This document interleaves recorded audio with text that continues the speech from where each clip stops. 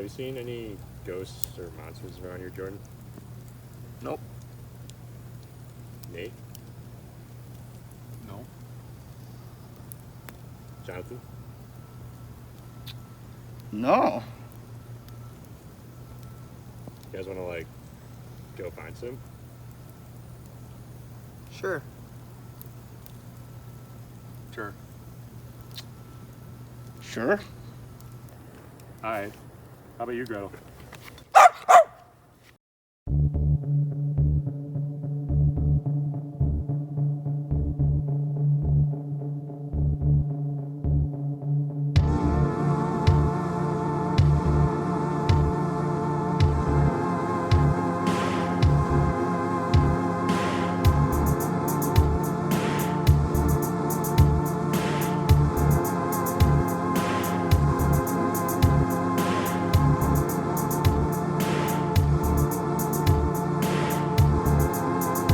Every culture has its legends, some more true than others.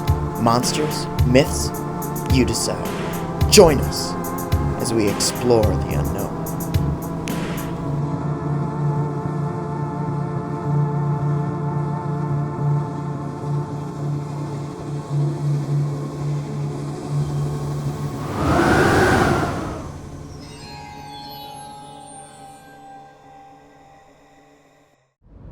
We're on our way to Paradise Road to meet with Marcus. And to get all the local intel. Yes, the local intel. The local night. intel. At night. Tom, what do you think of that? I can't zoom in. Yeah, it's good.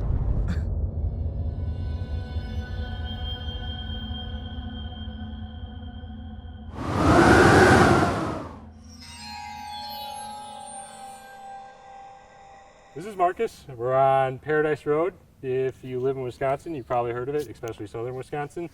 So I'm going to ask him a couple questions about the road. So Marcus, how long have you lived here? About 18 years. 18 years? Yeah. And you've heard about the road, right? Like, Oh, yeah. Yeah, absolutely. Everyone's got their own story. I've heard that hunters go here just to kill themselves. I've heard that there's a truck over there. There's like a wood fence, and a truck comes out and follows you. So that's one. And the main one that I've heard is that some girl right over here suffocated herself in a car, just put a rock in the exhaust. So those are the main ones that I've heard. Nothing about the witches and the glowing figures, the shadow figures, the blood figures, anything like that? Nope, I've never seen that. I've never heard of that either. All right. Yeah. So do you experience a lot of like teenagers, kids, people partying in the woods, just populating the woods, trying to get that thrill? Oh yeah, it's kind of funny actually, because when we were in high school, it's when the majority of them came. It wasn't always us, but that's when it mostly came. And then when we got in college and now, it really died down. You really never see cars here that anymore. So I don't know what the reason is for that, but yeah, it's really died down. Superstition's dying. Yeah, maybe. Wow. So do you have friends and family that kind of believe in the stuff that goes around here? No, not really. Like I was telling you earlier, my mom lives right there for her whole life. So, and she's around 50. She's around 50 right now. So, yeah, she doesn't believe that. She only believes in the car exhaust, the girl suffocating herself. But yeah, so. She doesn't believe that led to any of like the haunting or anything? No. She just believes that event happened? Yeah. Yeah. Yep. All right. What's your final verdict of the road? Is it haunted? Is it not? I don't think it's haunted. The person who lives here. Yeah. It's fun, like in high school, like to like make it haunted and stuff like that. We used to like mess around with people on here, like mess with like our friends and stuff like that, put torches out there and people were like, oh no. But yeah, other than that, no, it's not really, I don't believe it's haunted, but it's fun to make it haunted. Well, you guys heard it first. Paradise Road, not haunted. I guess we'll find out though. Let's go in. Screams and figures again. Right. All right, we can go here and just catch it right there if you want. All right.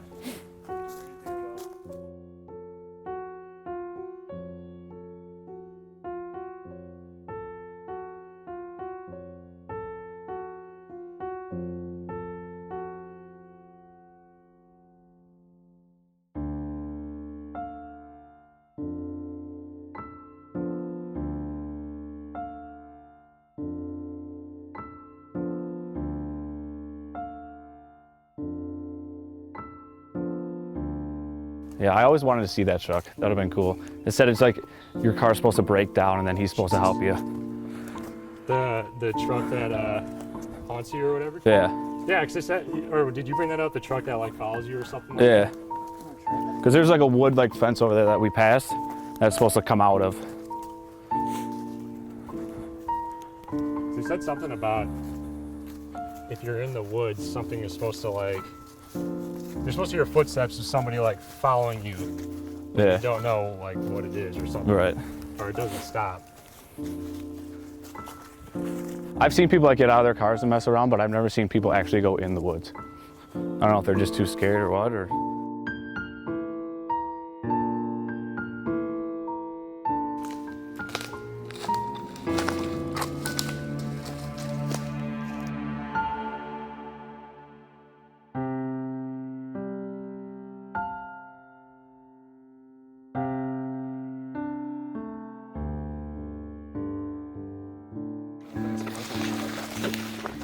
Oh. Nate, how do you feel about the mosquitoes that are out here? I feel like if we're not gonna die by ghosts, we'll die by them. It's very true. These mosquitoes are brutal, guys. Your camera operators, the stuff we go through. Look at what we're walking through right now. Look at this.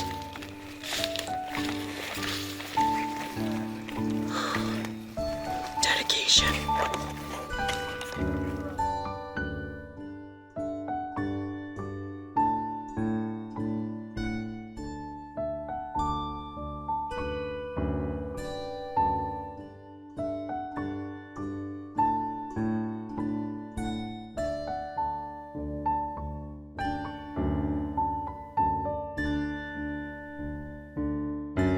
There's a lot of, I guess, been associated a lot with devil worshippers and things, supposedly. But it's really kind of it's creepy, but it's cool at the same time to go around that bend. And the way the trees have, basically formed a canopy that doesn't let the sunlight very well come through there. Well, they always said that in the Sullivan area, there were supposedly, devil worshippers and that, especially during that terrible time when Tim Hack and Kelly Drew were murdered.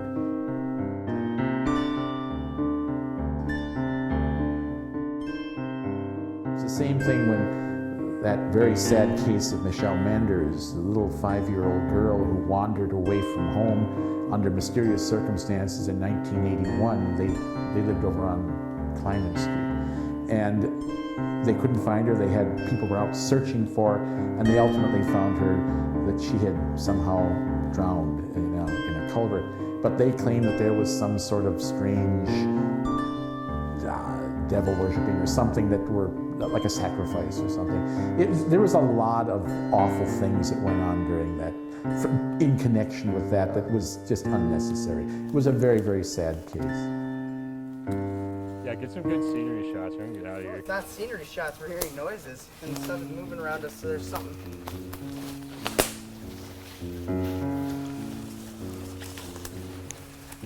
The fort. Oh, I see.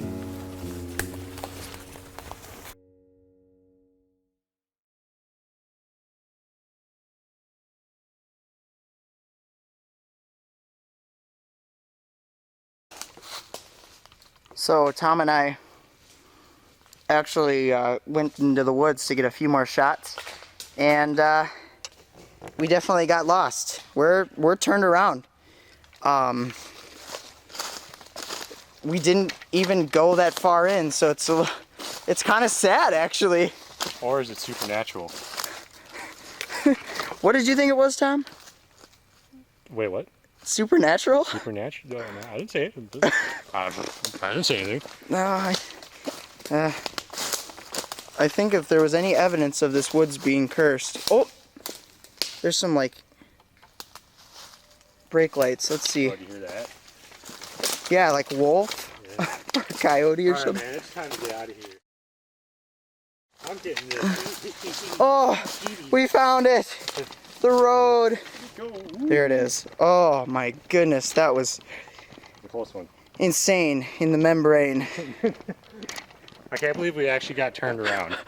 Yeah, We actually we got didn't even turned go around. that far in. It was absolutely insane.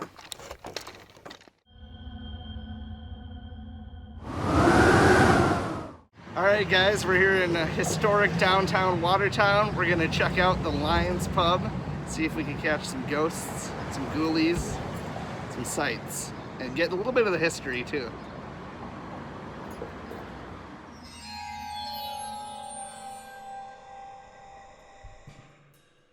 All right, we're down here at beautiful Lyons Pub in Watertown, Wisconsin, which we have heard is a hot spot for hauntings and occurrences. And we're here with Jim. Thank you for having us, Jim. Hey, you're most welcome. Enjoy having you here and hope we have a good outcome to what we're going to talk about. Oh yeah, I've heard lots of stories. But first, I kind of wanted to talk about like the history of the pub and maybe how long you guys have owned it, that kind of stuff. Okay. Well, the pub was built by a gentleman, John W. Cole, C-O-L-E. In fact, his name still exists on two sides of the building. He built this building in 1849-50. It took about a year and a half. And I think it was quite an undertaking for the time. I'm mainly impressed by the attic, which is a barn truss system. There are 9 by 14 timbers that span the width of the building, 82 feet. And there was quite a bit of rot. The roof had failed, water had seeped in, and most of those timbers were affected adversely by the water damage. Okay, so is that something you guys had to fix? Yes, when we bought the building, it was condemned. The city had given a condemnation order to the previous owner, who was attorney from Charlottesville, Virginia. His parents had retired in Door County. He and his wife would take different routes through Wisconsin, and they saw this building for sale for a very reasonable amount. Not as reasonable as what we bought it for, but he was under the impression that he was going to open a furniture store in here, kind of a medium level, a step down from Keck's. He had men in here painting the walls and the ceiling. He had owned it almost 2 years when the incident that led to the condemnation, a local attorney had pulled his car up to the corner to cross Main Street, and a third-story window popped out, landed on his new Chrysler minivan. Oh man. So he went over to City Hall, got the building inspector, he got a key, got in here, and condemned the building. The owner was written a letter by the city, and he had 90 days to take care of the condemnation items. Otherwise, the city was going to tear this building down at his expense, which would have been in the area of $350,000 to $500,000. There was quite a bit of asbestos in here. Heating was supplied by a boiler in the building next door, and it had all asbestos-wrapped pipes that fed into the building. So anyway, he got the letter. He came up here, argued with the building inspector about the items not being that severe. The building inspector told him that the city, as the letter stated, gave him 90 days to rectify the problems. He said he was not going to do it, and he walked out into a third-floor side room, and he fell through the floor, landed on his crotch on a joist. So from that point, he was kind of convinced that it was in worse trouble than he thought. So anyway, he told the building inspector, I'm not going to do the items that need to be done to get rid of the condemnation. And we heard about it from the building inspector. We offered the guy $1. Carol and I went round and round as to what we should offer. Well, let's start as low as we can. You got to have some dollar amount in the transaction. So we offered him $1. He snapped that up. I don't think we ever paid him, but Wow. So you offered him $1? $1. We closed on the sale of the building October 6th of 2000. Wow. So that's a pretty good history of you guys owning the bar and the bar itself. But what we're here for, of course, is the hauntings. So what can you tell us? Can you give us a general overview of the occurrences? Sure. Kind of. like I say, we had a brew pub in here for 5.5 years. I had never experienced anything of a supernatural or ghostly like contacts during that period of time. However, when we did open, my first experience was going downstairs to get a case of beer out of the cooler. I had to unlock several doors, turn on 6, 7 different lights, and I'd go in the cooler and scratch around for the right case of beer, open the door, the cooler come out, and all the lights are out and the doors are closed. Well, that went on for about 5, 6 months, went on once or twice a month. I'd say safely say 7, 8 times. And it really started bugging me because I was in some fear of coming out of the cooler and it being totally dark, and I mean dark. There's no light on whatsoever. It is falling out. There's a step down coming out of the cooler, falling down with a case of beer bottles and getting severely cut. So one day I got down there and I got a little agitated and I yelled at whoever was doing it. And I said, okay, joke's a joke, enough's enough, knock it off. Well, it's only happened once or twice since then. Scared him off. Yeah, I guess they listened. So were you a believer in ghosts and stuff before that, or did that kind of change your opinion? I had 1 or 2 experiences, and I don't know that I'd really think of them as being with ghosts. I had a brother that passed away and experienced something that I felt happened. It was like a shooting star that did a right angle in the sky, and it felt to me like it was my brother telling me he was okay. Oh. We were up north on my aunt and uncle's pier. We were fishing. It was late at night, and I'm standing at the end of the pier casting, and all of a sudden, didn't hear him, but could feel footsteps coming down the pier. The pier's about 60 feet long.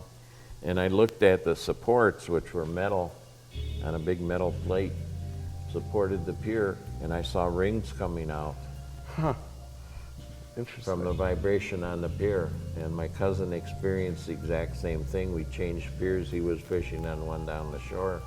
We went back up to the house at the same time, and sat down, and both opened our mouths to tell the same experience. So, Wow. So the lights turning off, that was kind of the first yes, it was. experience. Have you experienced things since then? Well, Or you could even tell stories of other people that have experienced this as well. that's primarily where the rest of them come, because I'm normally behind the beer with the behind the bar with the bulk of the people that are here. Right, with different spirits. Yeah. So I think one of the first ones, we had a young couple from Iowa. They sat down at that end of the bar. They both ordered a beer. They turned around, poured the beers. When I came back to where they were sitting, the husband or the boyfriend had gotten up and had gone to the bathroom. I assume he had gone to the bathroom. And I went and waited on some other people. Next thing, he's coming back, walking fast, sits down, and he starts waving me over. And I thought, well, ran out of hand towel paper, toilet paper, or he overflowed the toilet. Those are the things people get a little excited about. So I went down and I said, may I help you? And the first thing out of his mouth, he says, is this place haunted? And I bite my lip a little. I said, well, why do you ask? He said, well, I went to the bathroom. I'm washing my hands. I look up in the mirror, and there's a guy behind me with a stovepipe hat and a black coat. I said, well, what did you do?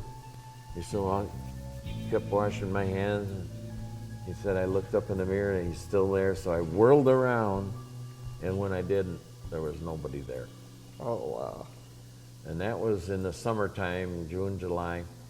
November that year, had a couple come in, and they sat in a corner table down there, and we had 15, 18 people here, and they ordered, I remembered specifically, Bailey's Irish Cream on the rocks, and they're sitting there drinking, and there weren't a lot of people in here. It was about 11 o'clock at night. And then I noticed him get up to go to the bathroom. A few minutes later, he came back to the corner of the bar, and he gets down, and he goes like this with his finger to me, and so I went down, can I help you? And the question he asked, I almost broke out laughing. He said, did there used to be a doorway behind the men's urinals? Okay, is this guy a building inspector or an architect or what? Anyway, I said, no, why do you ask? I've done all the work in here and there was no doorway. Besides, that's a 5-course thick brick wall. It's a bearing wall. And he said, well, when I opened the door, there's a guy with a tall black hat, stovepipe hat, and a long black coat walking through the urinal wall. Okay. Bill Yankee, again, who provided these pictures and several stories on Watertown, had given us a lot of background and history. And I feel that, I know that he called a group called Badger Paranormal. They're a paranormal group out of West Bend and Hartford. Yeah. And they contacted us and asked, or said they had heard stories here, and they asked if they could come down here someday and set up and see if they could experience anything. They had told Carol and I many stories of other buildings that they had been in and filmed some supernatural things. So we said sure, and normally we're closed on Sundays except during the Packer season, so they came on a Sunday. They came about 7 o'clock, set up 5 cameras throughout the building, different locations. And out in the back hallway, they set up a table with a monitor for those 5 cameras. 5 people came. There were 3 women and 2 men. And they also had 7 EMFs, electromagnetic frequency detectors, and they set those at various points in the building. And I was sitting right here, and these 2 tap tower lights were the only lights on in the building, so I was trying to read a book with the light from that. Yeah. And by 10 o'clock, they had completely set up and dispersed throughout the building. By 11 o'clock, I'm nodding off here, so I went up and fell asleep in the love seat in the snug. And I don't know what it was, an hour or so later, I was awakened to footsteps coming from the back of the pub, and I thought, okay, they didn't have a camera or EMF or anything in the pub area. But these footsteps continued up towards the wall up here, and I'm kind of groggy, and oh yeah, why am I here? Badger Paranormal's Oh, here. where am I? So I sat up real quick because the footsteps got closer and closer. And one of the women with the paranormal group was right up to the brick wall. And when she saw that movement sitting up again, it's totally dark in here. There's some light from the street lights. And she jumped about a foot and let out a squeal. And I quipped, oh, you're some Ghostbuster. She said, oh, you wouldn't believe what happened to me. I said, what happened to you? She said, I went out in the hallway and checking the different camera locations on the monitor. And the one in the basement under the party room had gotten all fuzzy. So I went down to adjust it. And while I'm standing there, she indicated to me how it felt. 3 times she felt and saw the skin and hair on her arm move. Huh. And then it went around her ankle up to her knee, and then it was gone. And I said, wow. So she was shaken from that, and the reason she came up, she wanted to find some of the other people in the group and tell them of her experience. Wow. And that was at kind of the same time when you heard the steps? Were the steps her coming The steps through you? were her, yes. Oh, okay. Yes. Gotcha. And anyway, she found there were 2 women up in the ballroom, and they were running DVDs of what the camera showed. And the 2 women were walking and talking casually in and out of the ballroom.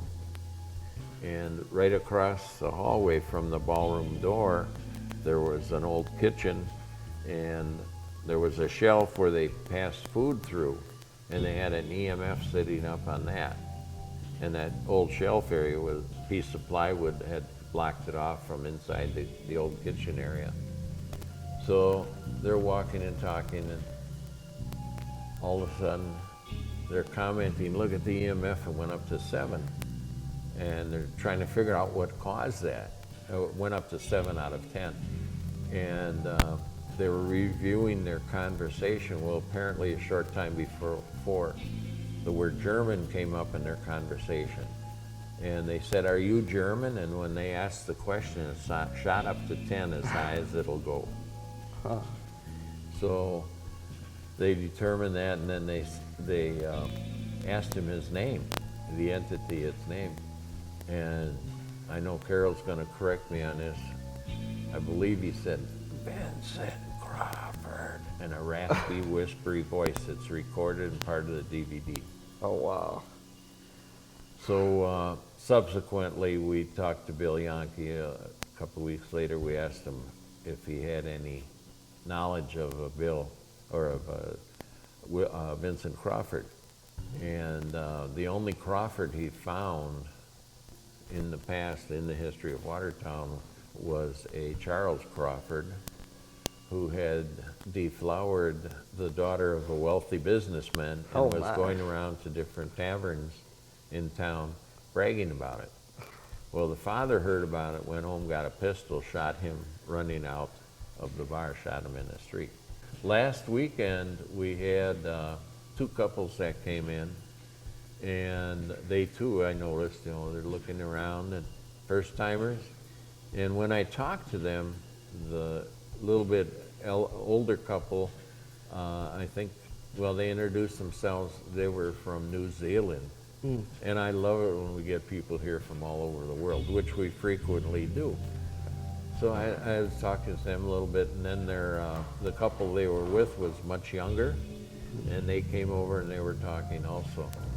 And I started telling them about the history of the building, naturally got into the ghost aspect. And, "Oh, could we go up to the ballroom?" They're hoping to find ghosts. And they're got their iPhones, they're snapping pictures all over. We get back down here about a half hour later. It took extremely long because they had so many questions and were so interested. And they're looking through the pictures.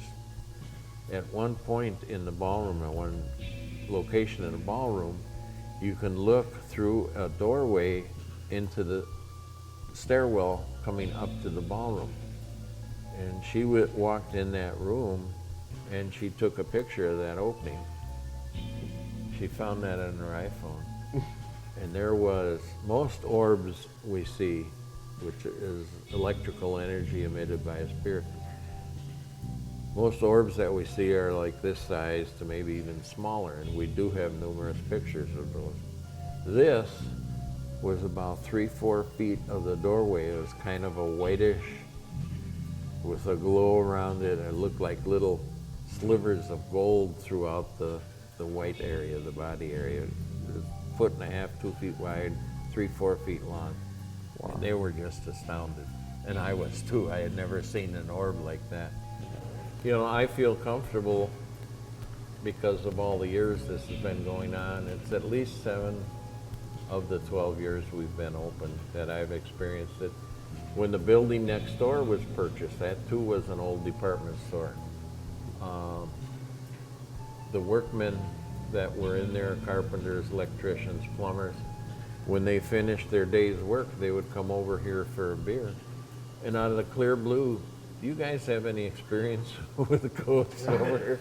And they described the same black stovepipe hat, black coated guy seen over there, and women in hoop skirts and things like that. So Yeah. It sounds like you have some regular ghosts. Yeah. Like, you have regular customers, but you also have regular ghosts that come in, and that's always interesting because there's got to be a story there. Well, one night,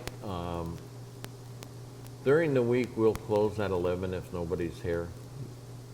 After 11, most people that are out for the night have had a few too many. Yeah. They mainly come in, they're a little rowdy, whatever. So we close at 11 if nobody's here. I mean, we won't ask anyone to leave. Weekends we'll close at 1:30 if nobody's here. And one night I was sitting here and going through the channels, and there was an old action movie, Claude Van Damme, karate type movie. Yeah. And I had seen it before and I couldn't remember the ending, which intrigued me to turn it up and sit on a bar stool, and I'm sitting facing sideways like I am now. And just about the end, Carol had gone home, and I catch movement out of the corner of my eye, and over where that Guinness mirror is, a wisp, I don't know what else to call it, just a no-shaped mass, came out, went through all the tables against the wall and went through that wall there. Wow. And I'm sitting here, there, standing up on my arm. Yeah. What was it? I don't know. I But can only assume. But after I don't know. all of this, do you believe in ghosts? Do you think? I mean, how could you not? It's so much Yeah, evidence it's- that you have heard. You and know, seen. I wouldn't say it's scientific fact. It's visual. Does that happen? I don't typically have more than 1 or 2 beers, and only partial ones per night. I don't want to lose control of my physical or mental self. Yeah. You know, having too much to drink here, I want to interact with the people that come. We've made so many friends over the years and acquaintances. You know, we share birthdays and other events in our lives. But I'll tell you, when you do see things like that, Wow. so it's kind of hard to say, oh, I don't believe in ghosts, you know, when things are happening around you that you can't deny, but you can't, as a fact, you know, Prove. talk to them, prove it, you know, explain what it is in a scientific way. Yeah.